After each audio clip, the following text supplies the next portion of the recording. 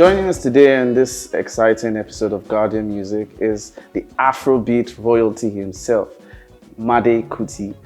Thank you so much for joining us. Thank you for having me. Happy to be here. Yeah, I mean, first of all, congratulations on your new album. Thank you. Chapter 1. Where does happiness come from? Yeah. That's a poignant question. Thank you. What struck your mind when you decided to title it as such? Well, the album is about 13 tracks long, and we have songs that I've been performing for about 4 years. You're a regular at the Shrine, so we've been playing these tracks for some time. And when you put a project together, you have to find a kind of general theme that carries the message of every track. And I thought a lot of the tracks were about self-discovery, self-awareness, progress, development, all those kinds of intrinsically personal issues.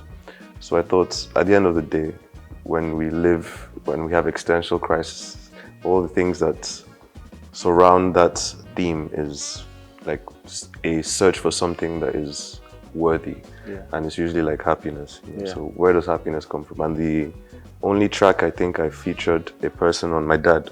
The chorus at the end is like, where does happiness come from? So I thought that would be cool. And chapter 1, because the first album was called Foreword. It was like the opening to the I mean, even on Foreword, like most of the songs there, it shows that you were thinking along those lines. Yeah, exactly.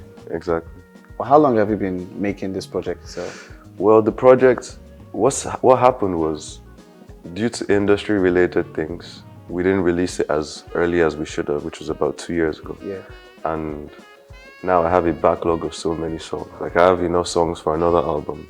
So it didn't take long to put the songs together. It took about a year or two, but it took 4 years to get everything in place to be able to release it in a way that would have satisfied me.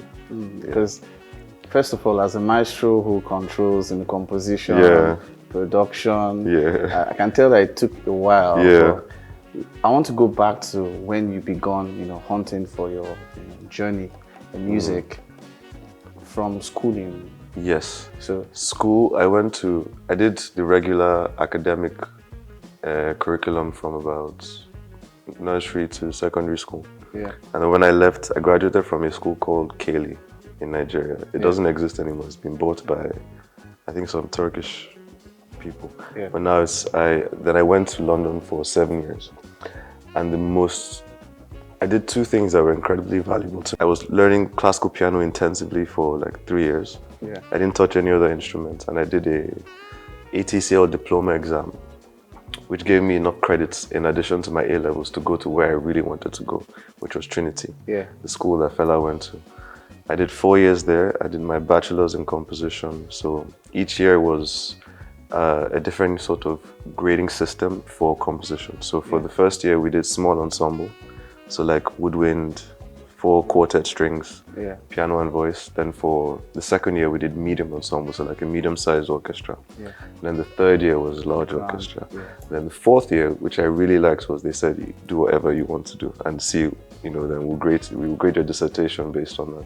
So that was the Trinity. It pushed me to be very experimental, introduced me to composers and music I'd never heard of before.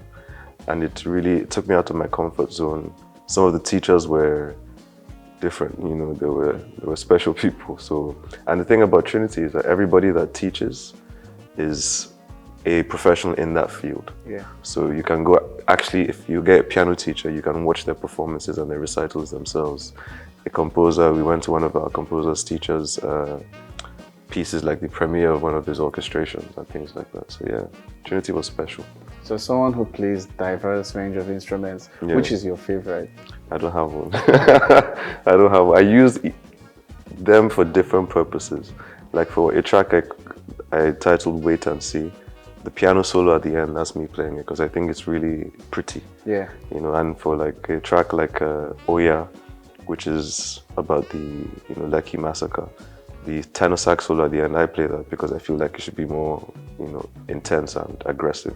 So it depends on the situation, really. Well, I mean, there was this thing you did at the show where you held the note on the sax. Yeah, circular breathing. My dad actually taught me how to do that when I was really young. He taught me with a straw.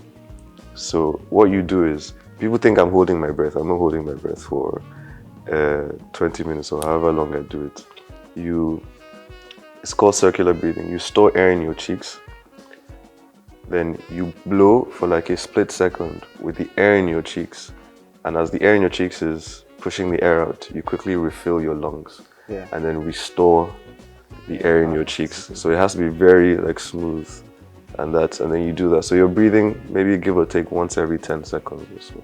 Now, because you held on for that. I held it for a while. Yeah, it was pretty long. Popsy has the world record. He did it for 51 minutes, yeah. Wow. Yeah, it was incredible.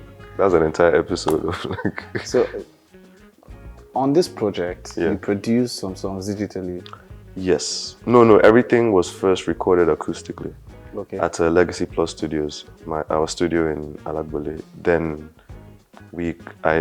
I shifted a bit of because I write all the music myself. Yeah.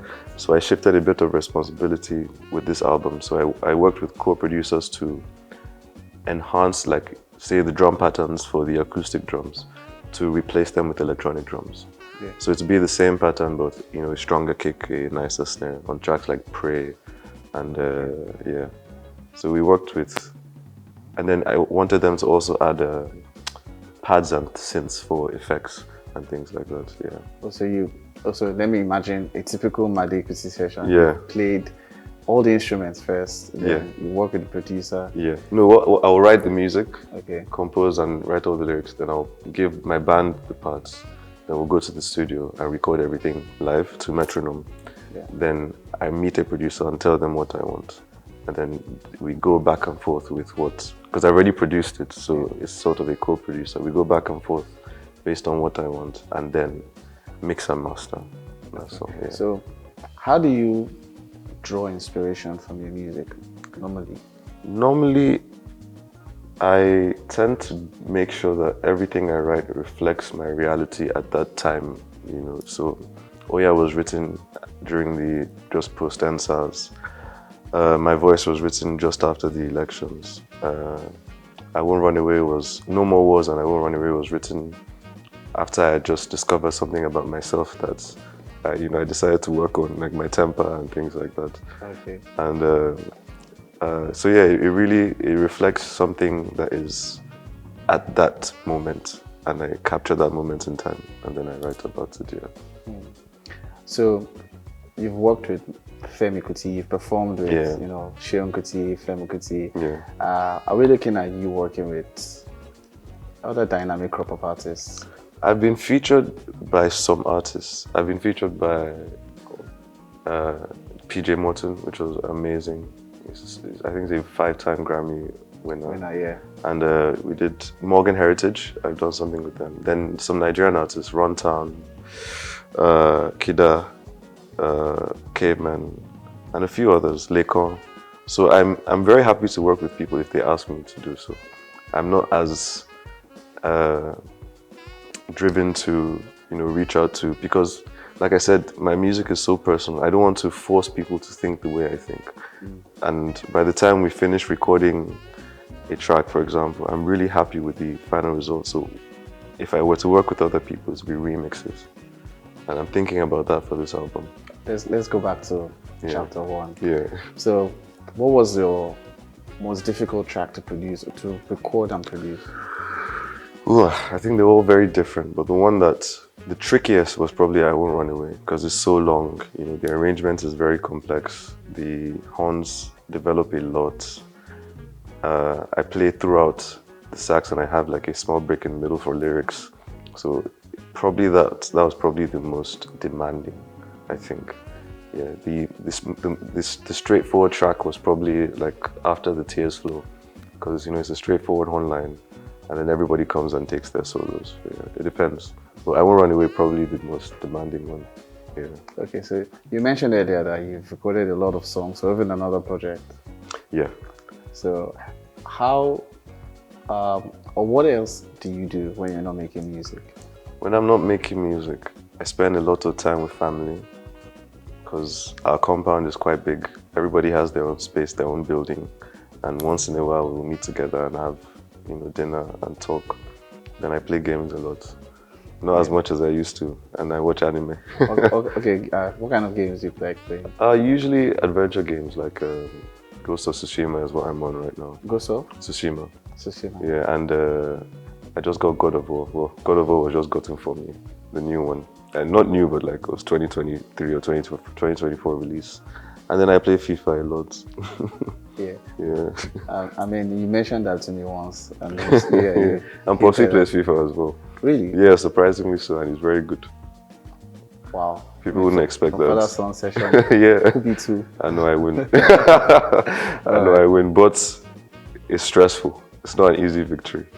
He beats people that I beat, for example. Yeah. Okay. You're a family man. Yeah. Foremostly, a married man. Yeah. And as an Afrobeat artist, you know, it's a distinct experience, to put it that way.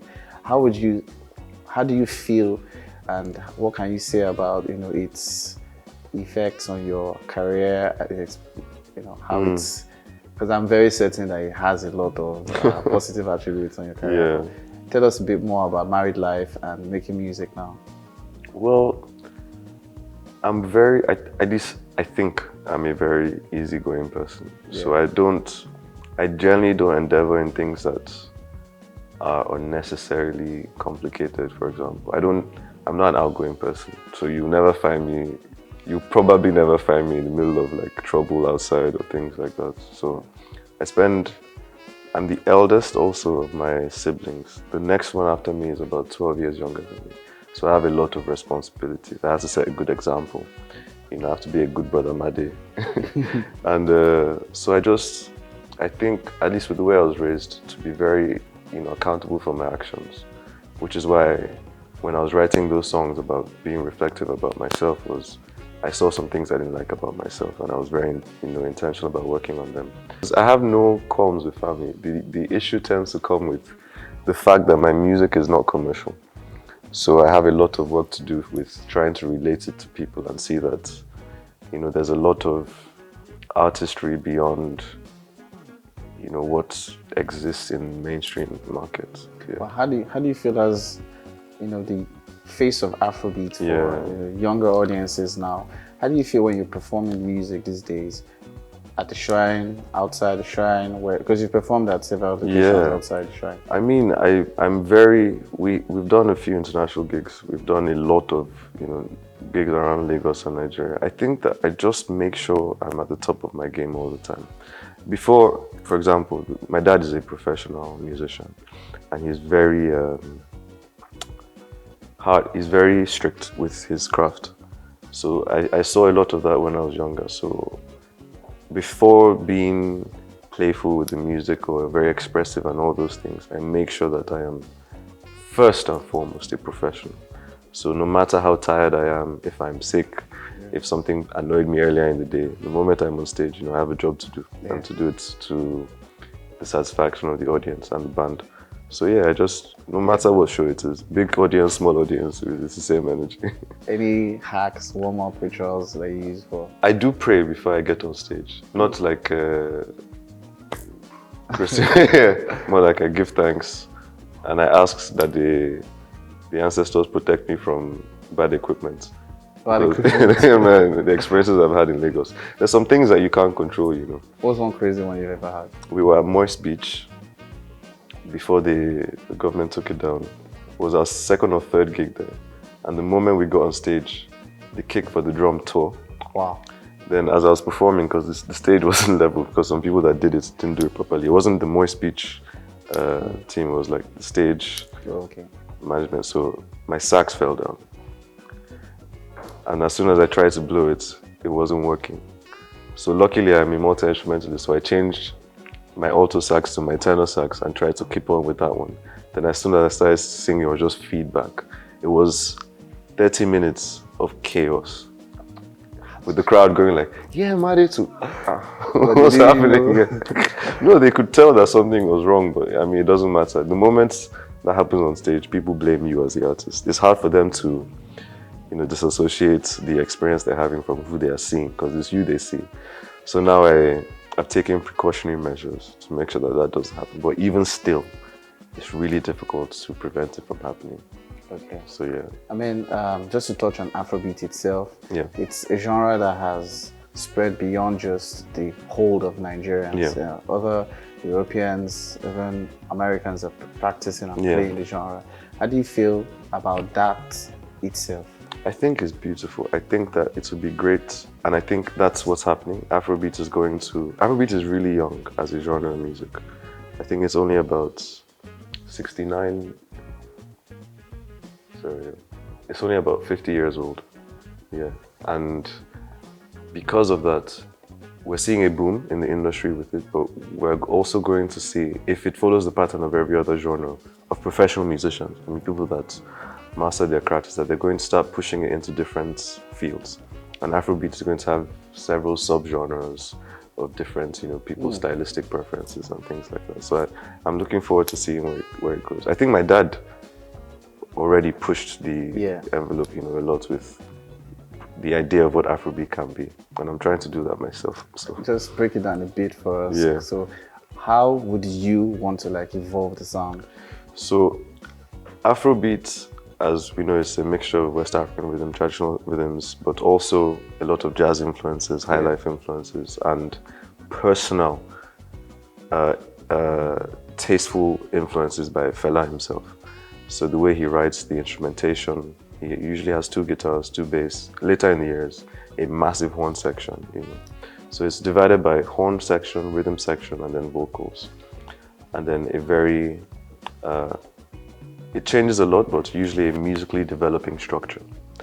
So what my dad did is he took all of that and then he started to modernize it with a lot of modern sounds. So sounds of the late 90s. When I say sounds, I mean synthesizers and things like that. Sense. And then his music was a bit faster. So he sped it up because if you see him on stage, he's a very energetic person.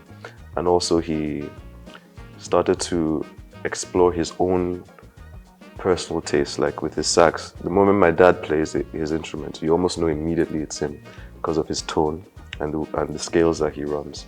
What I do now is I like to make, because of 4 years of composition in Trinity, I really like music that develops to a degree. And I like to make sure that I'm not being elitist when I write, in that there's some composers I write, as long as they're happy, they don't care what the audience thinks. I actually try to please, listeners as well as myself when I'm writing. So I take a lot of the elements that exist for conservative Afrobeat like Fela, but then I like to push the envelope with sounds as well. So you can't hide, I'm using an electric guitar, a very rocky sounding guitar. Yeah. And then I'm using, rather than a drum pattern at the beginning, it's just a drum roll with a bass that's developing. So every section, there's something new. The horns don't come in until later, they come in, and then at the end, there's a climax, which doesn't usually happen with Fela. Fela, there will be a climax at the beginning. He'd introduce the music, then sing, then reintroduce. It's like an ABA structure. Yeah. Whereas sometimes I just go from A, B, C, D, and then finish with E. It's just a gradual build-up. So the things I do for each track are different. There's not one thing I think that is similar, but as long as I'm thinking and I'm doing something differently, I'm happy. And that's why you're the future. That's why I'm not taking on that responsibility, but I am practicing it in that way. But you did mention that you're playing this genre all your life. Yes, exactly. Well, does that come in, just the last, so does that come in any pressure at all? Pressure, no, which is what I've said a lot. There's a video of my dad that I saw recently. I don't know who got it or why they found it, but he says, my dad doesn't have a choice but to be a musician. And then he was making reference to himself that he would just go out on the streets and people would be like, you're not started playing sax yet. You're not going to be like your father. So it's possible that I didn't have a choice, but I had the illusion of a choice when I was younger. So the way my dad raised me was that he allowed me to decide by myself if I wanted to be a musician. That being said, I was on the road with him. I was in the studio with him. I grew up in the shrine. So the likelihood of me not being a musician was very low. The only alternative was probably for me to hate music. So I've hated all those experiences, but I love those experiences, and that's why I asked him to teach me the sax. Then I asked him to teach me the trumpet, and I wanted piano lessons, I wanted guitar lessons, drum lessons. And it was through him that I was inspired to be a musician. And then I started to look into Fela, and then I was, even more inspired. So for them and the legacy, it's just been what has inspired me to be as good a musician as I can be, as opposed to pressure.